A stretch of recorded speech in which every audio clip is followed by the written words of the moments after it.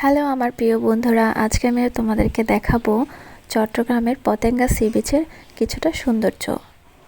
আমরা খুব সকালবেলা গিয়েছিলাম, তাই এখানকার আশেপাশে যত দোকানপাট ছিল এবং খাবারের দোকানগুলো ছিল সেগুলো আসলে বন্ধ ছিল, তাই তেমন একটা এখানে ঘুরিনি। খুব অল্প সময়ের জন্য এখানে আমরা গিয়েছিলাম, তারপর আমি চেষ্টা করব এখানকার সৌন্দর্য তুলে ধরার জন্য। তো প্রথমে আমরা সি বিচের সামনে চলে গিয়েছিলাম। এটা খুবই সুন্দর একটা স্পট বলা যায়। এটা কিন্তু বাংলাদেশের মধ্যে 1 নম্বর সমুদ্র বন্দর। এখানে অনেক বড় বড় জাহাজ এসে থামে এবং এখানে যদি কেউ চায় তাহলে এরকম ছোট ছোট বোটে করে অনেক দূর পর্যন্ত ঘুরতে যেতে পারে।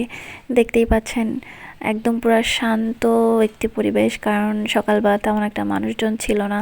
এখানে আমি আরও একবার গিয়েছিলাম, এটি নিয়ে আমার সেকেন্ডবার এখানে যাওয়া। আমি এখানে যখন লাস্টবার গিয়েছিলাম তখন কিন্তু বিকেলবেলা গিয়েছিলাম এবং দেখেছিলাম যে তখন কিন্তু বহুত মানুষ এখানে ভিড় করেছিল। এবার সকালবেলা যাওয়ার কারণে তেমন একটা মানুষের দেখা পাই নাই। তো এই তো ছোট্ট একটি ছেলে ঘোড়া নিয়ে ঘুরছিল, জনপ্রতি 100 টাকা করে, 10-15 মিনিট মনে হয় ঘোরাবে, এরকম একটা অবস্থা। তো যাই হোক, এগুলো ওদের বিজনেস। আর আমি পশু প্রাণীর উপরে উঠে ঘোরাটাও তেমন একটা পছন্দ করি না, তাই সেটাকে অ্যাভয়েড করে গিয়েছি। তো দেখুন কতটা সুন্দর এরিয়া একটি জায়গা।